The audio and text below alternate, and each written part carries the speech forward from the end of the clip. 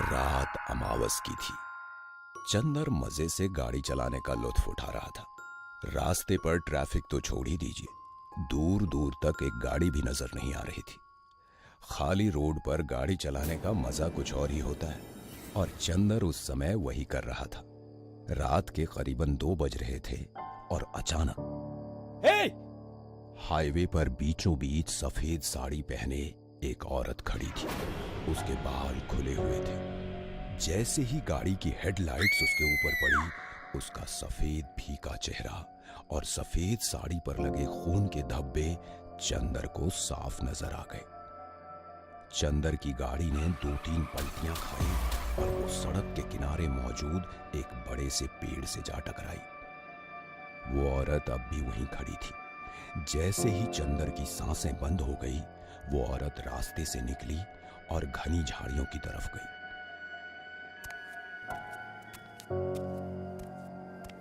आज बड़ा शिकार मिला। ये अमावस की रात हमेशा कुछ न कुछ अच्छा दिलाती ही है। चल, बड़ा हाथ मारा है आज हमने। तुम्हें डर नहीं लगता किसी दिन कोई गाड़ी आकर मुझे ठोकर देगी? पागल मत बन, आज तक कभी हुआ ऐसा? आखिर कब तक करना है ये सब? और पैसे जमा होने तक। वैसे भी इससे अच्छा काम और कोई हो सकता है? हर 15 दिन में 10-12 हजार तो यूं ही मिल जाते हैं। फिर इस काम में क्या बुराई है? चल जल्दी कपड़ा बदल ले, निकलना होगा किसी के आने से पहले। रतन और कंचन का यही एक काम था। हाईवे पर अमावस की रात में किसी ना किसी सुनसान जगह पर कंचन खड़ी रहती थी और उसे बचाने के चक्कर में गोते खाती कार के ड्राइवर को लूटकर रतन भाग निकलता था। अगली अमावस तक माहौल ठीक ठाक रहा तो दोनों वापस यही हरकत करते थे। रतन, तुमने उस कार वाले को चाकू मारा? तो क्या करता, साला मरा ही नहीं था, जख्मी छोड़ देता उसे। कल अगर पुलिस से सब कह देता तो हमारी दुकान बंद हो जाती। देखो, थोड़ा बहुत पैसा तो हमने बचाया है, चलो ना कहीं दूर चलते हैं। मेहनत की कमाएंगे, कम पैसे मिलेंगे, पर ये डर तो नहीं रहेगा। बेवकूफ है क्या? कैसा डर? देख कंचन, काम काम है, ये सही है या कोई और सही, और जोखिम किस काम में नहीं होता। कल अगर किसी इमारत पर मजदूरी करूंगा तो ऊपर से गिरने का खतरा तो होगा ही, तो इसमें क्या बुराई है? फिर भी ये लोगों को मारना, लूटमार चलो ठीक है, पर आजकल तुम लोगों का खून करने लगे हो और जरा भी नहीं कतराते। मुझे तो तुमसे ही डर लगने लगा है। नहीं मारूंगा तो कल पुलिस मुझे मारेगी। अब चुप कर और रोटी परोस। पिछले 3 महीनों में तुमने 5 खून किए हैं, कभी सोचा है? देख कंचन, और कुछ महीने फिर हम यहाँ से दूर चले जाएंगे, ठीक है? अब चुप रह और खाना खा। फिर एक बार अमावस की रात आ गई। कंचन और रतन तैयार थे। इस बार हल्की सी बारिश हो रही थी। रतन ने सोचा ये बात अच्छी है, क्योंकि शायद गाड़ी ज्यादा पलटियां खाए तो ड्राइवर के बचने की उम्मीद कम हो जाएगी। कंचन रास्ते के बीचों बीच बाल खुले रखकर खड़ी थी। पता नहीं, पर कंचन आज ज्यादा मायूस लग रही थी रतन को। दूर से एक गाड़ी आ रही थी। सब कुछ हमेशा की तरह हुआ। गाड़ी का रास्ते से उतरना, ड्राइवर का मरना, रतन को अच्छा फायदा होना। रतन काफी खुश था। वो दौड़कर कंचन के पास गया। हद ज्यादा ही माल मिला कंचन। क्या हुआ, कुछ कहोगे नहीं? क्या कहना है, तुम खुश हो ना? हाँ, आज तो कसम से बड़ा हाथ मारा। अरे अपने बाल तो बांधो, अब जल्दी करो, निकलना होगा यहाँ से। और कब तक खेलोगे ये खेल? किसी दिन भुगतना होगा तुम्हें। अब क्या हुआ तुझे? फिर वही नाटक। कंचन! कंचन सामने ही जमीन पर पड़ी थी। बदन से निकलते खून को बारिश का पानी फैला रहा था। किसी ने उसका पेट बुरी तरह से फाड़ा था।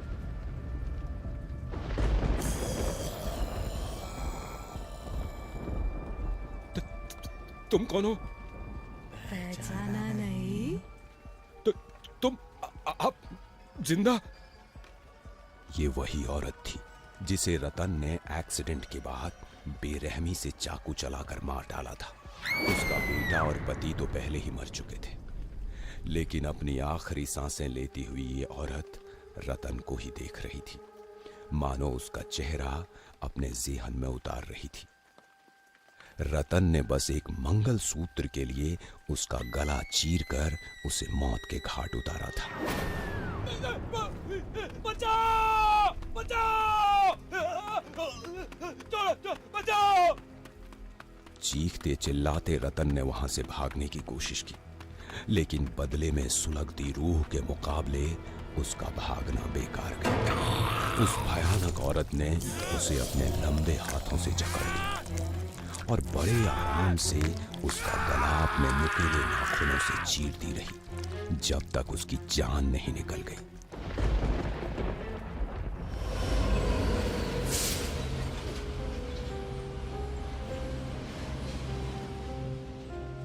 नीरज वर्मा मथुरा नगर कोर्ट का एक उभरता वकील उस दिन बड़ा ही खुश था। अपनी पत्नी के साथ सेकेंड हैंड कार खरीदने वो गैराज वाले के पास गया था। नहीं यार, सेकेंड हैंड बाइक तो है, इतनी महंगी क्यों बेच रहे हो? सर महंगी नहीं है ज्यादा, आप लेकर तो देखिए, आपका पैसा वसूल होगा, ये यकीन मानिए। नहीं, जाने दो, मैं किसी और जगह जाता हूँ, थैंक यू। ठीक है, जैसी आपकी मर्जी।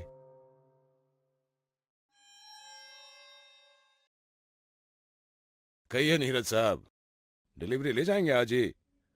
हाँ हाँ, ये पैसे लीजिए, गाड़ी आज ही ले जाऊंगा। क्यों अपनी? गाड़ी घर आने के बाद नीरज का घर खुशियों से आबाद हो गया। हर दूसरे दिन नीरज और अवनी कहीं ना कहीं घूमने जाया करते थे। गाड़ी आने के बाद कॉलोनी में भी नीरज का रुतबा बढ़ने लगा था। लेकिन गाड़ी की एक बात बड़ी ही अजीब थी। शहर के बाहर एक पीपल के पेड़ के पास आते ही गाड़ी बंद पड़ जाती थी। क्या हुआ भाई? क्या पता साहब, गाड़ी की हालत तो ठीक ठाक है, मैं भी समझ नहीं पा रहा हूं कि आखिर गाड़ी बंद क्यों पड़ती है। आप ड्राइविंग सीट पर बैठिए, मैं धक्का मार कर देखता हूं।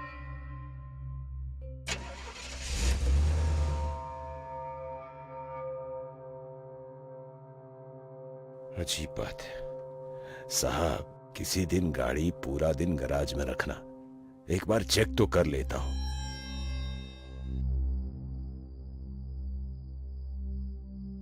पिछले 1 महीने से गाड़ी 3 बार बंद हो चुकी है, और वह भी एक जगह पर। सच है ना? हाँ सच है, मगर कहना क्या चाहती हो?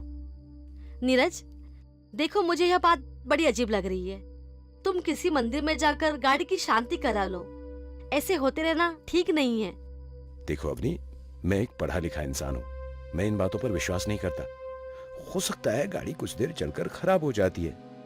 जाने दो, मुझे कल सुबह जल्दी जाना है, बहुत काम है, मैं सोने जा रहा हूँ। और हाँ, ये भूत प्रेत वगैरह मैं नहीं मानता, सब बकवास होता है, समझे? दूसरे दिन काम से आते आते नीरज को बहुत देर हो गई और उस पर सुबह से बारिश का कहर हो रहा था। नीरज उसी रास्ते पर आया और उसी रास्ते पर उसी पेड़ के सामने गाड़ी फिर से बंद हो गई। मन ही मन में गुस्सा होकर नीरज ने अपना फोन लिया और गैराज वाले का नंबर घुमाया। रिंग बज ही रही थी कि अचानक उसकी नजर सामने वाली फ्रंट मिरर पर पड़ी। कौन है? कौन है? लड़की के गायब होने से नीरज और डर गया। इतने में और एक बिजली कड़की और बिजली की रोशनी में नीरज ने देखा कि वही लड़की पीपल के नीचे खड़ी होकर उसे बुला रही है। डर के मारे नीरज का बुरा हाल हो गया था और हेलो हेलो, क्या हुआ नीरज साहब? कुछ नहीं, मैं कल आता हूं गैराज पर। तुम्हें ये गाड़ी किसने बेची? कोई कपूर साहब करके है, अपने डायमंड चौक में ही उनका घर है, ये है उनका पता। तुम भी चलो मेरे साथ में। नमस्ते कपूर साहब, ये जो आपकी गाड़ी थी ये मैंने ही खरीदी है। मुझे आपसे पूछना था, ये फोटो किसकी है? मेरी बेटी ज्योति की। क्यों? क्या हुआ? इसे मैंने कल ही उसी गाड़ी में देखा। क्या? कब? क्या कहा उसने? कहा कुछ नहीं, दरअसल वो गाड़ी से चली गई। देखो बेटा, तुम किस लिए यहां आए हो मैं नहीं जानता, लेकिन अगर तुम्हारा इरादा हमें ठेस पहुंचाने का है तो प्लीज ऐसा मत करना। हमारी बेटी ज्योति पिछले कई महीनों से लापता है। मैंने कंप्लेंट भी की है, 100 दफा पुलिस स्टेशन जाकर आया, लेकिन आज तक ज्योति का कुछ पता नहीं चला। और तुम कहते हो? अंकल, मैं आपसे फिर आकर मिलता हूं। चलो श्याम।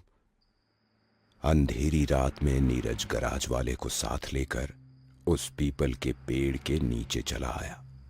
ठीक वहीं पर आकर गाड़ी फिर बंद हो गई। गराज वाला कुछ कहने जा रहा था कि नीरज ने इशारे से ही उसे चुप रहने को कहा। नीरज की आंखें फ्रंट मिरर पर टिकी हुई थी। जैसा नीरज ने सोचा था वैसा ही हुआ। पिछली सीट पर ज्योति बैठी थी। ज्योति, ये गाड़ी तुम्हारी है ना? क्या चाहती हो? कुछ बताना है तुम्हें? साहब, किससे बात कर रहे हो आप? बोलो ज्योति, क्या चाहती हो? चलो श्याम, हमें कुछ ढूंढना है। क्या ढूंढना है साहब? मैं नहीं जानता। कोई भी ऐसी चीज देखो जो तुम्हें अजीब लगे, जो यहां की नहीं हो। चलो। दोनों मिलकर पीपल के नीचे कुछ ढूंढने लग गए। कुछ देर बाद नीरज को कमीज का एक टुकड़ा मिला जिस पर खून लगा था। वहीं अचानक गराज वाले को वहां एक चेन दिखती है। वो नीरज को चेन दिखाता है।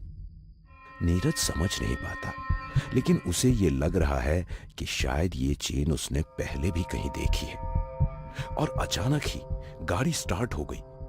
नीरज एक बार गाड़ी को देख रहा था तो एक बार चेन को देख रहा था। उसे अब सब कुछ समझ आ गया था।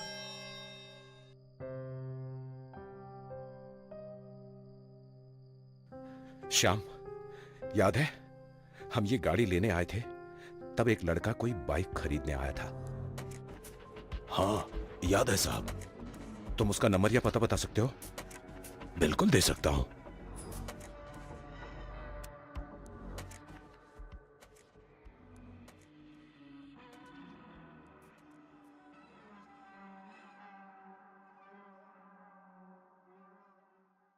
बोल अब, सब कुछ सच बता दे, वरना हड्डी पसली यहीं पर एक कर दूंगा।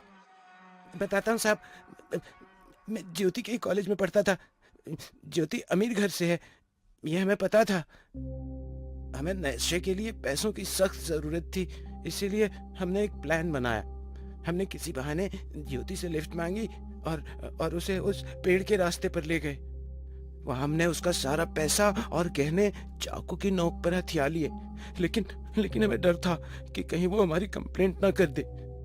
इसलिए हमने उसे गाड़ी में ही गला घोंट कर मार डाला और उसकी लाश उसी पेड़ के नीचे गाड़ दी। गलती हो गई साहब, माफ कर दीजिए। तो ये नई चेन कहां से आई? ज्योति के साथ हाथापाई में शायद मेरी चेन वहां गिर गई। पापा डांटेंगे, इसीलिए ज्योति के लूटे पैसों से वैसी ही एक चेन खरीद ली, क्योंकि वापस पेड़ के पास जाकर चेन ढूंढने में डर लगा साहब। शर्म नहीं आती? अपनी लत के लिए किसी मासूम की जान लेते हो। सड़ते रहो अब उम्र भर जेल में। ले जाओ इन्हें। थैंक यू बेटा, आज तुमने मेरी ज्योति को इंसाफ दिला दिया। भगवान तुम्हें सदा सुखी रखे। 1 साल बीत चुका है इस घटना को। ज्योति के कातिलों को सजा मिली और तब से आज तक नीरज की गाड़ी फिर कभी वहां बंद नहीं हुई।